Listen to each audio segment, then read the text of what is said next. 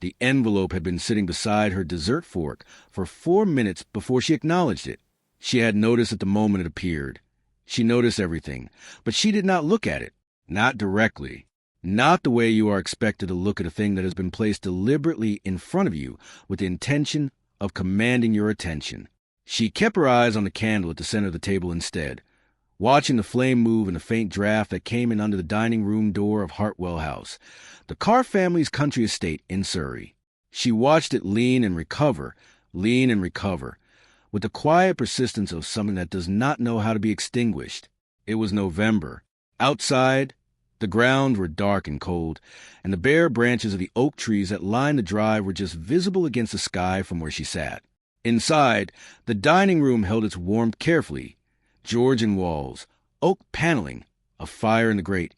8 people seated around a table set for a dinner that had been framed to her 2 weeks earlier as a family occasion.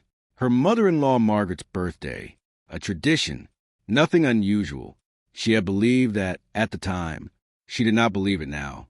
The envelope was cream-colored, legal weight paper, the kind used by solicitors. Her name was on the front in typed print. Mrs. Adiz Carr. No return address. No handwriting.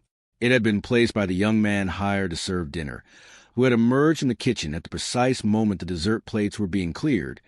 She had watched him approach in the corner of her vision, watched the slight nervousness in his posture as he set the envelope down and retreated quickly, and she had understood in that instant that he had been instructed by someone at this table, and that the instruction had been given with enough authority that the young man did not think to question it. She understood something else, too, the silence that fell over the table when the envelope appeared. It was not the silence of people who were surprised. It was the silence of people who were waiting. Margaret Carr, seated at the far end, had stopped lifting her fork and placed both hands in her lap. Edward Carr, Richard's father, a retired property developer with a network of connections and a manner so assured it bordered on imperial, had looked at his son briefly and then away. Simon, Richard's younger brother, was watching his wine glass with considerable focus. Simon's wife, Claire, had pressed her lips together slightly, the way a woman does when she has been told something she would rather not have been told, and has chosen loyalty over conscience.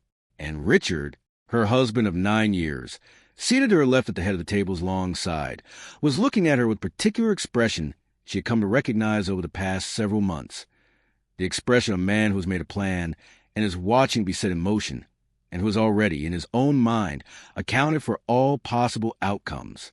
He had not accounted for her.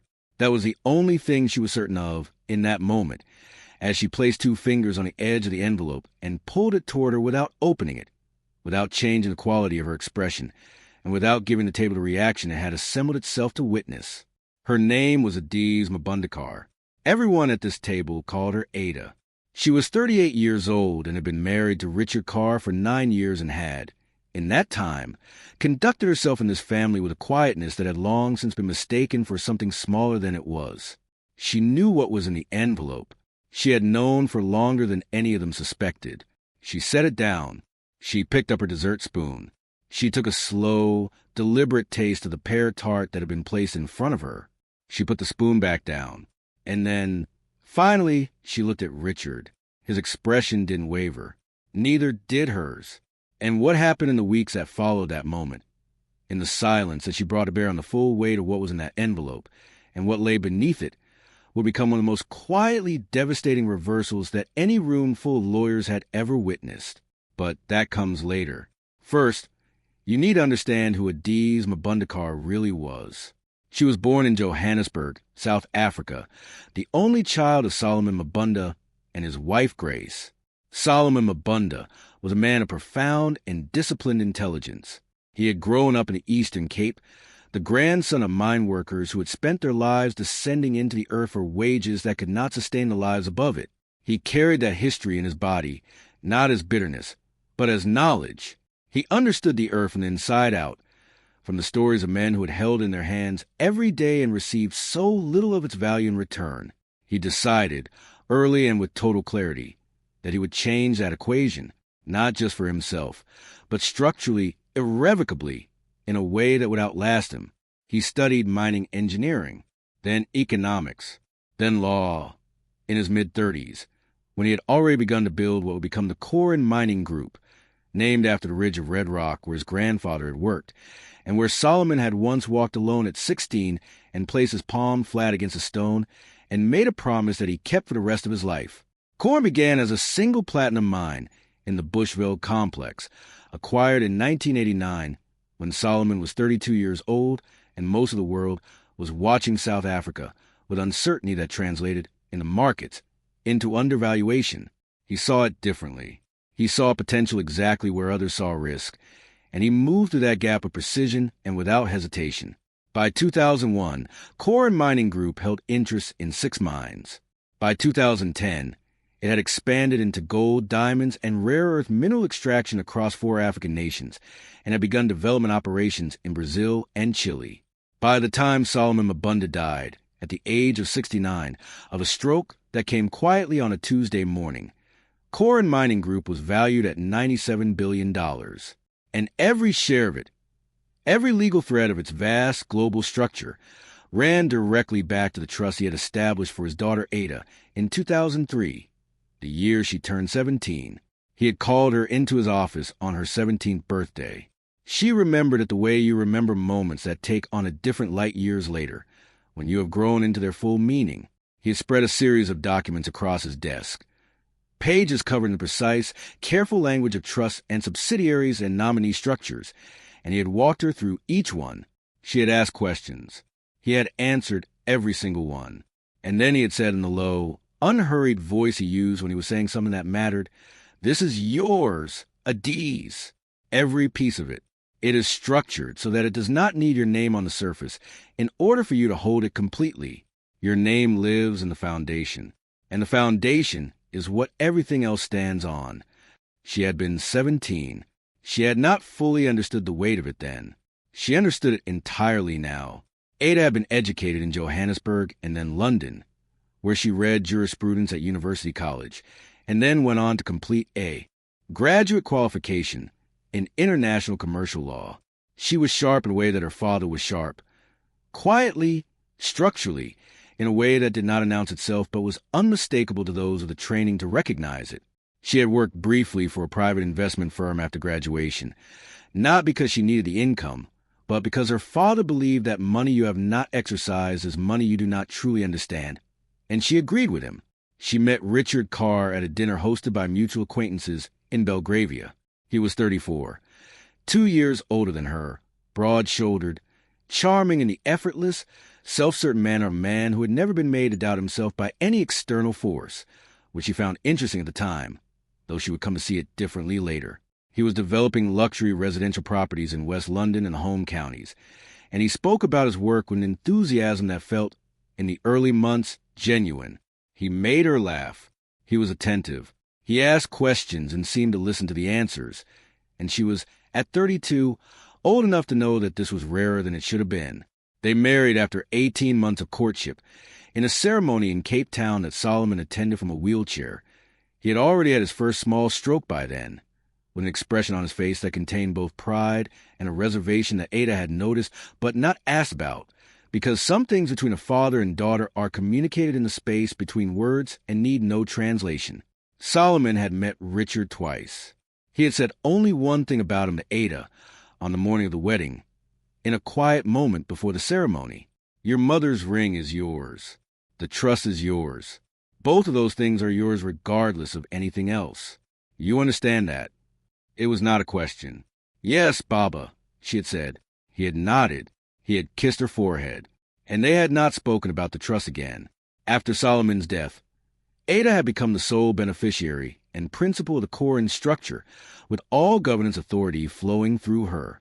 The trust's legal management had been handled for 15 years by Eleanor Cross, a London-based corporate attorney, who had been Solomon's closest professional confidant and was now Ada's.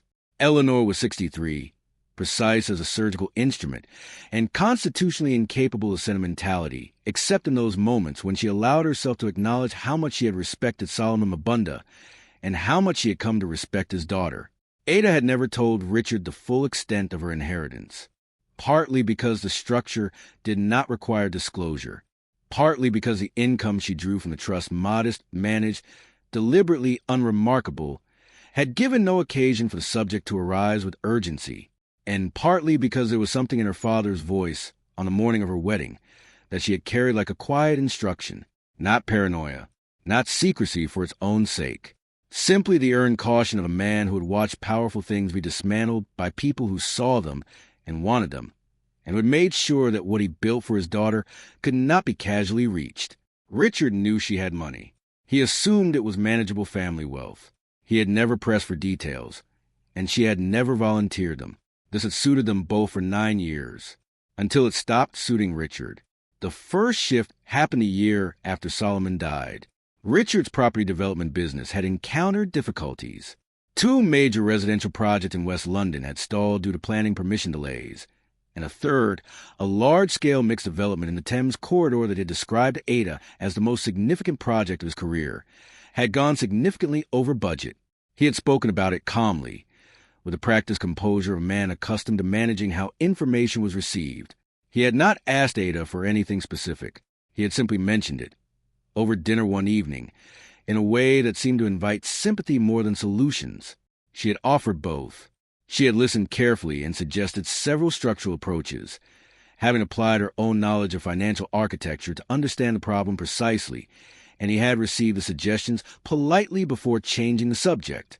2 weeks later, she heard him describe the same financial problem on a phone call, a call she had not been meant to hear, standing in the hallway outside the study, to his brother Simon. He presented it in almost identical terms. When Simon asked what Ada thought, Richard had said, "Ada doesn't really have a handle on this kind of thing. She means well, but she doesn't understand the structure." Ada stood in the hallway for a long moment after that. She did not interrupt. She walked quietly to the kitchen, made herself a cup of tea, and stood at the window looking out at the garden. She thought about her father's office, the spread documents, his careful voice. Your name lives in the foundation. She thought about what it meant to be entirely underestimated by a man who shared your bed.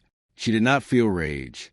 She felt something more considered than that, a careful, studied attention, as though the ground beneath her marriage had just made a sound, and she was deciding whether to investigate it or merely note it and continue. She continued. For now, over the following 18 months, the pattern assembled itself with increasing clarity. The way a picture comes into focus as you step further from it and allow the full composition to become visible. Richard had developed a habit of speaking for her in social situations, answering questions directed at her before she could respond, adding his own gloss to her statements, positioning himself in conversations with other couples and business associates as the authoritative voice of the household. At a dinner hosted by one of his development partners, a man named Philip Howe, Philip's wife had asked Ada about her background in international law. Richard had answered first. Ada keeps a toe in, she's done a bit of consulting here and there, largely retired from professional life now. Then he had moved the conversation, along with the casual authority of a man who believes he is being gracious. Ada had looked at Philip Howe's wife, a woman whose expression contained the faintest recognition of what had just been done, and offered a small, controlled smile. Then she picked up her wine and turned the conversation in a different direction entirely, asking Philip's wife about her own professional background. And the two of them had spoken for the next 20 minutes in a way that was entirely separate from the men beside them. Richard had not noticed. He rarely noticed what he was not already looking at. In the spring of the year that would end the Hartwell house, Richard came home one evening with a quality that contained excitement that Ada recognized as the particular energy he carried when he believed something was about to go in his favor. He told her that he had been in discussions about a significant business opportunity, a joint venture with a development group that wanted to acquire and redevelop a series of former industrial sites in the Midlands. The capital requirement was substantial. The potential returns, he said, were extraordinary. "I've been thinking," he said, "about restructuring some of our joint assets to access liquidity. The St. James flat, mostly, and possibly formalizing our financial arrangement a bit more clearly, just for practical purposes." She looked at him. "What kind of formalization?" she asked. "Just documentation," he said. "Something a solicitor would put together, standard for couples with assets at this level." She did not say yes. She did not say no. She said she would need to understand it fully before any paperwork was involved. And he had nodded and said, of course, naturally, and the subject had moved on, and she had returned to what she had been reading. She called Eleanor the following morning. I need you to pay close attention to something, Ada said. Eleanor had listened to the summary of the conversation, measured, precise, Ada's natural idiom, and then said, in the careful tone of a woman who has seen a great deal and fears very little, I'll have someone look at the joint asset position by the end of the week. The report came back 10 days later. It was detailed and it was unambiguous. Richard had already begun the process of transferring the St. James flat, a property that had been jointly purchased, into a sole-holding vehicle under his name. The documentation trail showed instructions given to a conveyancing solicitor 2 months before the dinner conversation. He had told Ada he was thinking about restructuring. In fact, he had already begun. Eleanor said nothing when she called to relay the findings. She simply read them and waited. Ada was quiet for a long moment after Eleanor finished. She was sitting in a small sitting room at the back of their Kensington house, the room she used for reading, whose windows looked out over a narrow garden where a single fig tree grew against the south-facing wall. She had always liked that tree. It was old and gnarled and entirely unbothered by its surroundings, bearing fruit every year with the absolute indifference of something that has no need to perform its own vitality. Hold everything, Ada said. Don't take action yet. I want to see how far this goes. Ada, Eleanor began. I need to see it in full, she said. Before I move. There was a pause. Eleanor knew better than to argue. All right, she said, but I want you to promise me something. What? When you decide it's time, you call me first, before anything else. You'll be the first call I make, Ada said. In the weeks that followed, she watched her husband the way her father had taught her watch anything important, not with visible attention, but with the patient, peripheral awareness of someone who understands that what a thing reveals when it thinks it is unobserved is its truest form. What Richard revealed in those weeks was the full depth of his underestimation of her.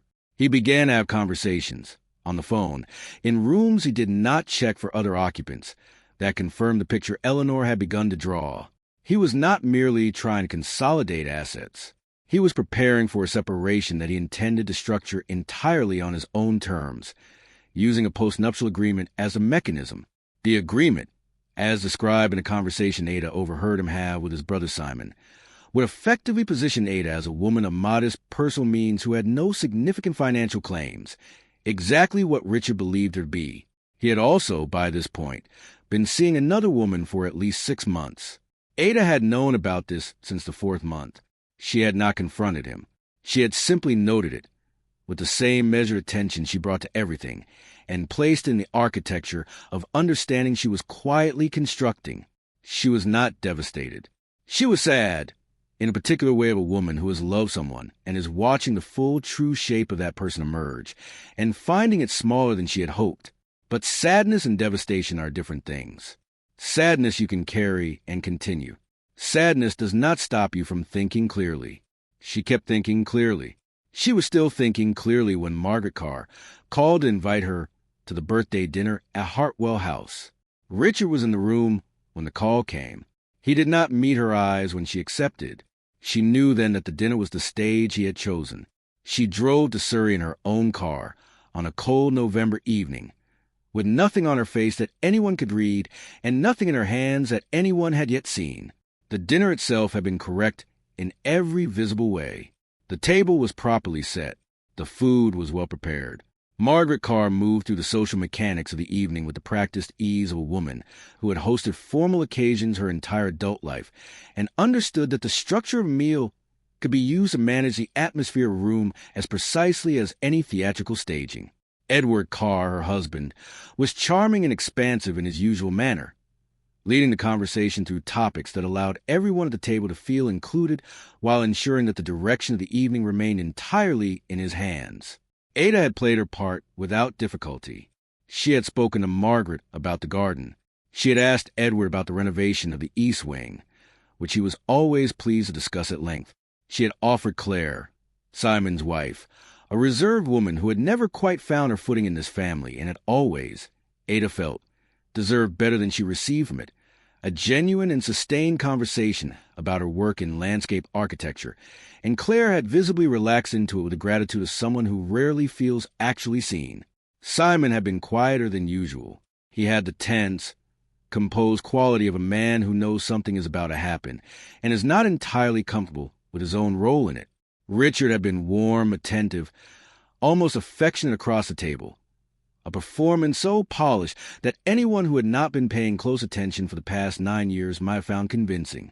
Ada had paid close attention for 9 years. The envelope arrived with the dessert. She already knew, with the architectural certainty of someone who had spent weeks quietly mapping the territory, what it contained. A postnuptial agreement, drafted by Gerald Baines, the family solicitor who had handled Carr legal matters for 2 generations. The terms would be simple and, for Richard, elegantly effective. A formal acknowledgement that Ada held no independent financial assets of significance, a waiver claim against all properties registered solely in Richard's name, and a settlement figure. She estimated it would be somewhere in a range of £300,000 to £400,000. That would be positioned as generosity toward a woman who had, in the document's framing, been financially supported throughout her marriage and now needed to be settled appropriately. She knew all of this before she touched the envelope. What she had not fully accounted for was the room. Margaret Carr had placed her hands in her lap and was watching Ada with particular expression of a woman who has told herself a story about another woman, told it long enough and in enough detail that it has become, for her, simply the truth. The story Margaret had told herself about Ada was this: that she was a pleasant, quietly capable woman from a distant African family of moderate means, who had been fortunate to marry into the Carr name, and who should, in the current circumstances, be grateful for provision being offered and gracious enough to accept it without complication. Edward was not even looking at her. He was finishing his wine. Simon had not looked up from the table since the envelope appeared.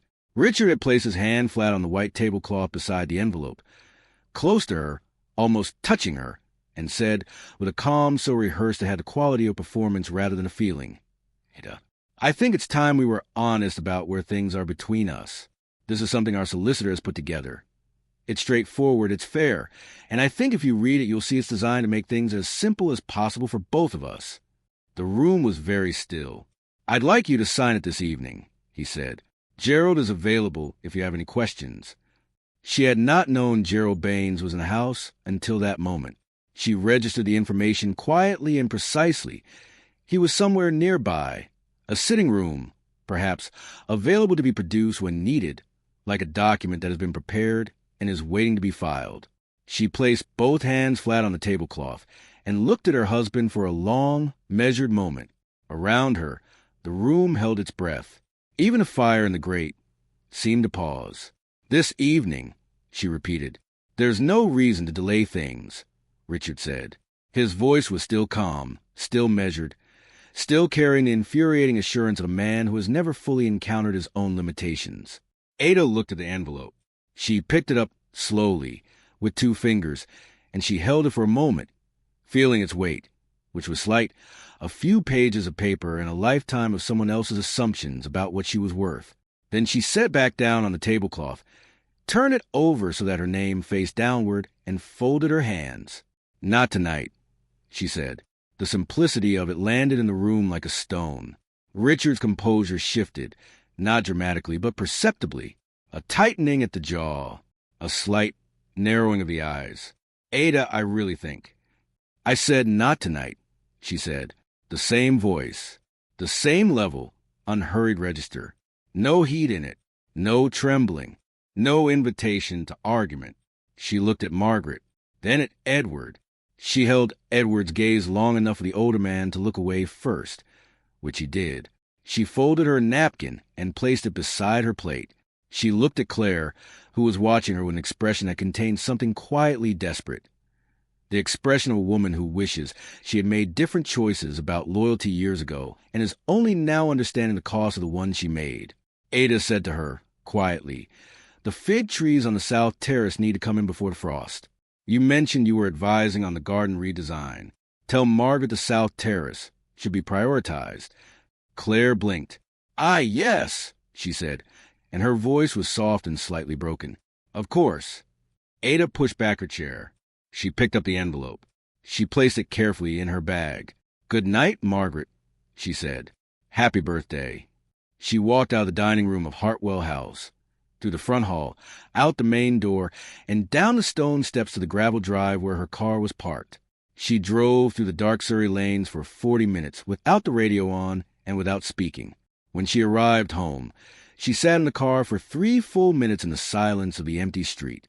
She was not crying. She was not shaking. She was sitting with the full weight of what had just happened. Not the legal documents. Not Richard's attempt to trap her. Not even performance of his family seated around that carefully arranged table. But the thing beneath all of it, the fundamental thing, that she had sat at this family's table for 9 years and been seen as precisely nothing. That she had loved a man who, when it came to it, did not know her at all. She sat with that for 3 minutes. She gave its full weight. Then she took out her phone.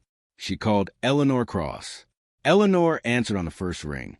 She always answered on the first ring when Ada called at unusual hours. It was a kind of attentiveness that comes not from obligation, but from genuine care shaped over years by genuine respect. "He had a solicitor waiting in the house," Ada said. A brief pause. Then, "Tell me everything." Ada spoke for 11 minutes, with the precision she brought to all consequential things. No emotional excess, no detail omitted, no conclusions jumped to. She described the table, the envelope, the family's assembled presence, Richard's speech, and her own departure. When she finished, Eleanor was quiet for a moment that Ada recognized as the silence of a woman arranging information into its proper order. "You kept the envelope," Eleanor said. "Yes." "Good. Don't open it yet. Let me get my own copy through proper channels. I want our version of the document, not the one they intended you to see under pressure." She paused. "Ada, you understand what this means." "He's filing for divorce," Ada said. "He's positioning the postnuptial agreement as pre-negotiated terms. He wants it treated as a settled matter before any proceedings begin, so that the financial disclosure process is limited in scope." "That's exactly what it is," Eleanor said. "He's trying to build a ceiling before you know there's a floor." She paused. "He has absolutely no idea." "No," Ada said. "He doesn't." "Then we proceed?" Ada looked at the dark street beyond the windscreen. The sodium light of a lamp post cast a pale, steady glow across the pavement. A cat moved along the garden wall of the house opposite. Unhurried, precise, entirely unbothered by the quality of the dark. "We proceed," she said. In the days that followed, Adiz Mabundakar moved with a care and thoroughness that would have been recognizable to anyone who knew her father's working method, which was to say, nobody who currently occupied her life had the context to understand what they were watching, had they been watching at all. Eleanor filed a formal notice of independent legal representation on Ada's behalf, addressed to Gerald Baines's office. It was standard procedure, the kind of notice that was sent hundreds of times a week in solicitors' correspondence. Gerald Baines would have received it, noted it, and presumably related to Richard as a mild procedural development, easily managed. Gerald Baines had no way of knowing who Eleanor Cross was. Not really. He knew the name. It was well enough respected in London legal circles, but had operated his entire career in the domain of family law and property conveyancing for prosperous English families, and his knowledge of international corporate trust law was limited to the theoretical. He had no framework for what Eleanor represented in practice. Meanwhile, Eleanor commissioned a full disclosure portfolio. This was not a new document. It was the assembly and formal certification of what already existed, rendered now into the format required for legal proceedings. The complete Core and Mining Group corporate structure, the Mabunda Holdings Trust documentation, the asset schedule certified by the group's auditors, the beneficial ownership registration confirming Ada as sole principal, and the current independent valuation, as of the most recent quarter, $97 billion, in clean, certified figures on official headed paper, with the signatures and stamps of 3 independent valuers and an international accounting firm whose name was known in every financial jurisdiction on Earth. Eleanor had it prepared within a week.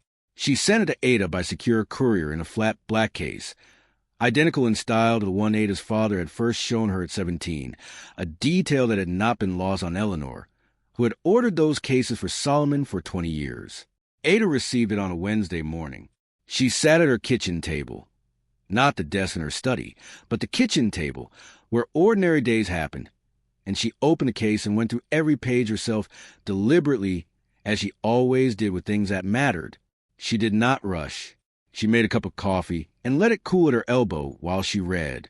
At one point, she stopped at the page that carried the total valuation figure, and she held it in her hands and looked at it for a long time, not with pride. She had never been oriented toward pride in conventional sense, not with satisfaction either. Exactly. What she felt was something more like recognition, the recognition of arriving at a place you have always known existed. After a very long walk, she placed the page back in sequence, closed the case, and set it on the kitchen counter. She spent the following days completing a task that was entirely separate from the legal proceedings, but which she found, in some ways she couldn't entirely explain, more important. She sat at her desk in the evenings and wrote by hand, in a journal she had kept since her father died. Not a diary of feelings, but a ledger of decisions, the way he had kept his green-covered books. She wrote down everything she remembered about his instructions on the morning she turned 17. Everything she remembered about the wedding morning and what he had said. Every conversation she could reconstruct, looking back now with the full context she had been assembling over years. She was not writing for anyone else. She was writing to ensure that she understood fully and precisely the arc of what she was about to do, where it came from, what it meant, what it was in honor of. She wrote his name at the top of the page, Solomon Ezekiel Mabunda, and underneath it, in the particular handwriting he had spent 3 years teaching her, deliberate, upright, unhurried, she wrote the phrase he had said to her at 17. On the morning everything was laid out. What is yours, Adiz, cannot be taken. It can only be given away, and you will never give it away. She closed the journal. She called Eleanor. When is Richard filing? She asked. His solicitor sent a preliminary notice this afternoon. Eleanor said, Gerald Baines has proposed an initial financial disclosure meeting in 10 days. Then we'll be ready in 9, Ada said. We're ready now, Eleanor said. I'm waiting for your word. Ada looked at the black case on the kitchen counter.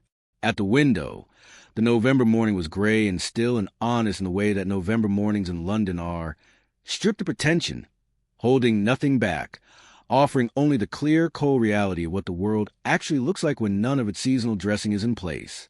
9 days, she said. Give me 9 days to close this part of my life properly before we open the next one. Eleanor understood what she meant. She always did. 9 days, she confirmed. The financial disclosure meeting was held in the offices of Baines and Whitmore, solicitors, on a Wednesday morning in early December. The offices occupied the second floor of a Georgian building in Lincoln's Inn Fields, the kind of address that communicated, precisely and without humility, that the law practiced within its walls was expensive and old and confident of its own standing. The conference room was well appointed in the manner of rooms designed to conduct proceedings of consequence, a long table of dark mahogany, leather chairs, a credenza along one wall with water, and glasses laid out in the formal arrangement that signals that the matter at hand is not to be treated lightly. Gerald Baines had arranged the seating without apparent consciousness of his choices.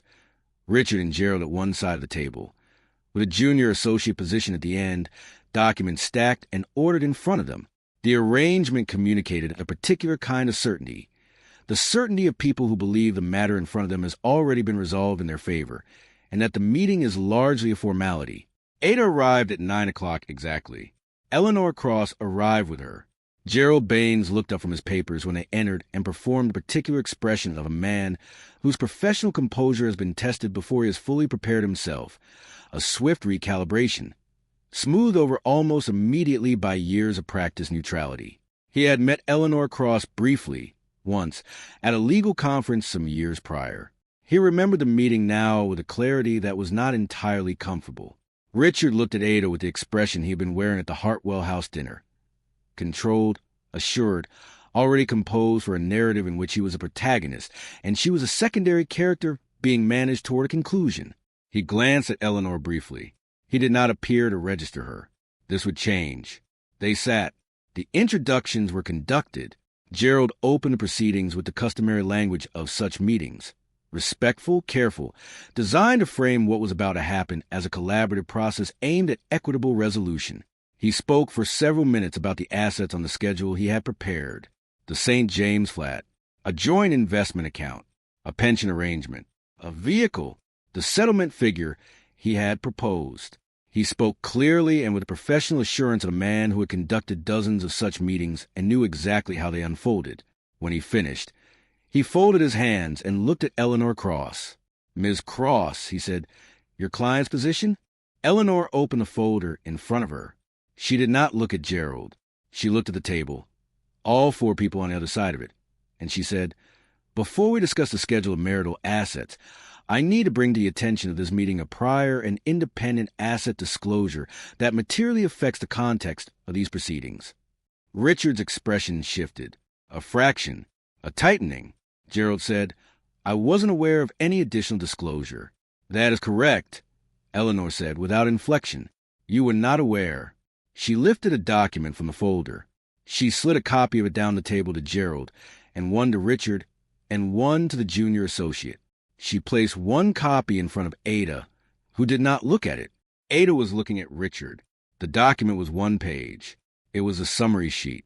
The page Ada had held in her kitchen on a Wednesday morning in November light. Clean figures, official seals, 3 valuer signatures. The name at the top, Mabunda Holdings Trust, principal beneficiary, Adiz O. Mabundakar, and below it the figure. Gerald Baines picked up the page. He read the first 3 lines. He set it down. He picked it up again. He read it more carefully, and this time he did not put it back down. Richard had gone. Still, not the controlled stillness of a man managing a situation. The involuntary stillness of a man who has received information that does not fit inside the architecture of anything he has previously understood. He was looking at the figure on the page, and he was doing what people do when numbers exceed their capacity to process them immediately. He was reading it again, moving his eyes across it as though repetition might alter what it said. It said $97 billion. $97 billion. The junior associate made a small, involuntary sound and pressed his lips together. Eleanor spoke into the silence. She spoke the way she always spoke in rooms like this, without drama, without theater, with the level, unembellished authority of a woman who has never needed ornamentation to communicate importance. Mabunda Holdings Trust is a controlling infrastructure of Core and Mining Group, incorporated in 1989, current global operations across 11 jurisdictions, assets including platinum, gold, diamond, and rare earth mineral extraction in South Africa, Botswana, Ghana, the Democratic Republic of Congo, Brazil, and Chile. The trust was established by Solomon Ezekiel Mabunda in 2003 and transferred to my client in full upon his death in 2020. My client is the sole principal and beneficial owner. The valuation figure before you is independently certified as of the 3rd quarter of this year. She let a moment pass. The settlement figure currently on this table, she said, represents approximately 0.0003% of my client's independently held assets. Gerald Baines was very still. His hands were flat on the table. He was a man of 60 years and considerable professional experience, and what was visible on his face was not embarrassment. Exactly. It was a particular quality of a man who has just understood that he was operating in the wrong room, that he was playing a game whose actual dimensions he had not known, and whose actual stakes he had, until this moment, been entirely unable to perceive. He looked at Richard. Richard had not moved. He was still looking at the document. His face had undergone a change that could not be managed or performed away. It was a fundamental alteration, the kind that happens when the story you've been telling yourself for years is replaced, in a single moment, by a reality that makes that story look like a child's drawing placed beside a detailed map. He had been planning, for the better part of a year, to release his wife. He had structured the plan carefully. He had controlled the timeline, the location, the legal documents, the family witnesses, the solicitor in the next room, the settlement figure, the framing of her as a woman who needed to be provided for. He had sat at the head of that dinner table in his family's house and presented her with an envelope he was certain she had no power to refuse. He had not known. He had genuinely, completely, without a shadow of doubt, not known. Ada looked at her husband across the mahogany table, and she held his gaze for a long, unhurried moment. She did not feel victorious. She did not feel the particular heat of satisfaction that people mistake for justice. What she felt was something colder and more final than any of that, the feeling of a door closing, firmly, without malice, but without the possibility of reopening. She said in the quietest voice in the room, "I want the St. James flat to go to Claire." The silence was absolute. Richard looked up at her. "Simon's wife," she said. "Claire has been working in landscape architecture for 8 years and has never had a property of her own because this family has always managed to ensure that the resources stayed with the people holding the right surname. I want the flat registered in her name. That is my condition for proceeding collaboratively." Gerald Baines blinked.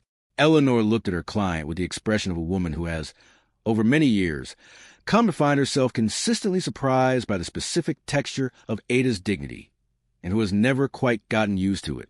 "Ada," Eleanor said very quietly, "that is my condition." Ada said again, and then she folded her hands on the table and waited, with the patience of someone who has never once been in a hurry when it came to things that mattered. The proceedings that followed took 4 months. They were, by the account of every legal professional involved, among the most orderly and strategically decisive marital dissolution proceedings in recent memory, not because Ada was aggressive, but because she was so comprehensively prepared, so entirely clear about what she wanted and what she did not want, that there was very little room for proceedings to become anything other than efficient. She wanted 2 things: a clean exit and the St. James flat transfer to Claire.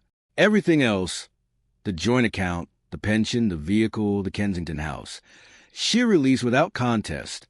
Richard's solicitor, in a communication to Eleanor that had the quality of a man typing very carefully in order not to say what he was actually thinking, noted that Mrs. Carr's terms were remarkably straightforward given the circumstances. Eleanor replied that her client had always been straightforward and that the circumstances had simply made that quality more visible than usual. Richard's business, in the months following the disclosure, encountered difficulties that were only partly attributable to proceedings themselves. When the financial press, which follows marital disclosures in high-net-worth cases with the diligence of a bloodhound, connected the name of Bundakar to the Corin Mining Group and subsequently ran a brief but comprehensive account of the disclosure meeting and what it had revealed, the story took a shape that Richard could not manage from the outside. The headline that one financial publication used was characteristically precise. Car Property CEO discovers wife of 9 years controls $97 billion mining empire during divorce proceedings. The detail that the story then contained, the dinner at Hartwell House, the envelope, the solicitor in the next room, the settlement figure that represented 0.0003% of Ada's assets, was not a detail Ada had provided. She had not spoken to any journalist. She would not. But rooms full of legal professionals contain individuals with telephones and social lives and the natural human impulse to share remarkable things. And the story had found its own way into the world without any assistance from her. Richard's development partners, reading the story, had a series of conversations that resulted in a significant restructuring of the Thames Corridor joint venture, a restructuring that was, for Richard's position within it, notably unfavorable. The kind of unfavorable that happens when business partners suddenly realize they have been operating on the assumption that a man's financial standing was more robust than it actually was, and that the anchor they thought he had access to did not, in fact, belong to him. Edward Carr called Ada once, in the 3rd month of proceedings. She let the call go to voicemail. His message lasted 47 seconds and contained an apology of sorts, the kind assembled from the vocabulary of a man who has never genuinely apologized for anything in his life, and is attempting to use the right words without quite understanding what they mean. He said he hoped there were no hard feelings. He said the family had always thought very highly of her. He said he hoped they could maintain and then there was a pause, a civil relationship going forward. Ada listened to the message twice. Then she saved it and returned to what she had been doing, which was reviewing the quarterly report from Corin South American operations. Margaret Carr did not call. Simon Carr called on a Saturday morning, and Ada answered. He sounded different than she remembered him. Quieter, less polished, like a man who has been alone with something uncomfortable for long enough that the social surface has worn slightly thin. "I want to say I'm sorry," he said, For the dinner. I knew what it was. I should have, I don't know. I should have said something. I didn't. I know, she said. Does that matter? That I know I should have. She thought about it genuinely. It matters that you know it, she said. Whether it changes anything is a different question. He didn't answer that. After a moment, he said, Claire got the keys to the flat last week. I know, she said again. She cried, he said. I don't think I've ever seen her cry like that. Not from good news. A pause. I think she'd given up expecting good things. Ada was quiet for a moment. She thought about Claire at the dinner table, with her pressed lips and her careful eyes. She thought about people who hold their hopes very low because they have been taught, over years, that holding them higher is a kind of vulnerability. Tell her, Ada said, that she deserved it long before now. Simon said he would. He said goodbye. She said goodbye. And that was the last time she spoke with anyone in the Carr family. Renata Osei, a journalist who covered corporate affairs for a publication that focused on African business and diaspora wealth, sent Ada a written request for comment. Ada responded, again in writing with a single line. Solomon Mabunda built something that lasted. That is the whole story. Renata published it as the final line of a 600-word piece about generational wealth, hidden power structures, and a particular invisibility assigned to women of African origin in European social contexts. The piece was read, in its first 72 hours online, by more people than anything Renata had previously published. Ada did not read it. She already knew the story. She had been living it for 38 years. In the spring, Ada went home to South Africa, not to Johannesburg, not to the house where she had grown up, which had been sold after her mother's death, and whose garden she sometimes still dreamed about. She went further. She drove 4 hours north of the city, through the long, open landscape of the Bushveld, where the thorn bush runs in gray-green lines across the red earth, and the sky is wide and absolutely honest. She drove until she found a road her father had once described to her, and which she had, over the years, committed to memory the way you commit a prayer to memory, not because you need to recite it, but because you want to know it is there when you need it. She parked the car at the base of the ridge. She walked up. It was not a long climb. The ridge was not a mountain. It was a low, ancient extrusion of earth, red rock worn smooth by more years than anyone had documented, rising maybe 60 feet above the surrounding land. But at the top of it, in the early morning light, you could see in every direction for what felt like all the way to the edge of everything. She placed her palm flat against the stone. It was warm already. The sun had been on it for an hour, and the rock held heat the way old things hold knowledge, without show, without announcement, simply and completely. She pressed her hand against it and felt that warmth move into her skin, and she stood there for a long time in the quiet of a morning that asked nothing of her and offered everything. She thought about her father standing on this ridge at 16, alone, making a promise to the earth beneath him and to the men whose work had moved through it. She thought about herself at 17, seated across a desk covered in documents, being shown the foundation of everything. She thought about a dinner table in Surrey, an envelope, a room full of people who had looked at her and seen a small, manageable thing. She thought about that and she felt not bitterness, not vindication, not the particular heat of having been proved right. She felt something quieter than any of those. She felt the thing that is left after every layer of noise has been stripped away, the simple, unalterable knowledge of who she was. She had never been Mrs. Carr. Not really. She had worn the name with good faith and genuine love, for as long as those things were possible, and then she had put it down the way you put down a book you have finished, with respect for what it was, and without pretending it is more than it is. She was a Dees Mabunda. She had always been a Dees Mabunda. She was the daughter of Solomon and Grace, the granddaughter of men who had held this earth in their hands and received too little of its light, the heir to a promise made on a red ridge on a morning very much like this one, by a young man of 32 who had seen what was possible and decided that no one's assumptions about him would become the ceiling of what he built. She was a foundation. She had always been the foundation, the world around her, the men who had looked past her, the rooms that had not introduced her by name, the dinner tables that had placed her nearest the kitchen door, all that had moved across the surface of her like weather moves across rock, present, felt, real in its moment. and then passed, leaving the surface exactly as it had always been. She had carried her father's name in her hand for 21 years like the lantern he had given her, and she had kept its flame steady through weather that would have extinguished less carefully tended things. There is a particular kind of woman who is not diminished by the assumptions of the rooms she moves through, who absorbs those assumptions the way rock absorbs water, takes them in, processes them, and releases them as something else, something harmless, transformed by the depth and density of what she is made of. These are not women who are immune to pain. They are not women who do not feel the weight of being unseen. They feel it fully and carry it honestly and continue. They continue because they know something that the rooms they move through do not. That what they are, they have always been. That it was never in question. That the patience was never weakness. The patience was a plan. Ada stood on the red ridge of the Bushveld on a spring morning, with her palm flat against warm stone, and she listened to the silence that her father had loved, the wide, unhurried silence of a landscape that has no interest in performing itself for anyone, and she felt it settle into her like something that had been circling and finally found its place. Below her, the earth stretched out in every direction. It was hers.